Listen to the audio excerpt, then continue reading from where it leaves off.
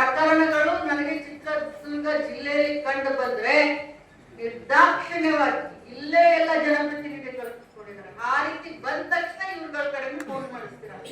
ಆದ್ರೆ ಇವತ್ತೇ ಹೇಳ್ತಾ ಇದ್ದೀನಿ, ಆ ರೀತಿ ಏನಾದ್ರೂ ಬಂದ್ರೆ ನೇರವಾಗಿ ಸೂಪರ್ವೈಸರ್ನ ಹೊಣೆಯಾಗಿ ಮಾಡ್ತೀನಿ.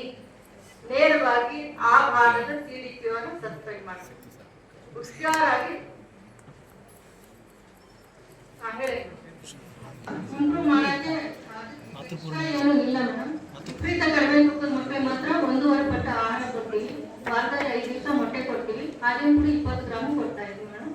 ಮತ್ತೆ ಆರೋಗ್ಯ ತಪಾಸಣೆ ಮಾಡ್ತೀವಿ. ಡಾಕ್ಟರ್ ರೆಫರ್ ಮಾಡಿದ್ರೆ NRC ಅಡ್ಮಿಷನ್ ಮಾಡ್ತಾ ಇದ್ದೀವಿ. ಹೌದೇನಮ್ಮ?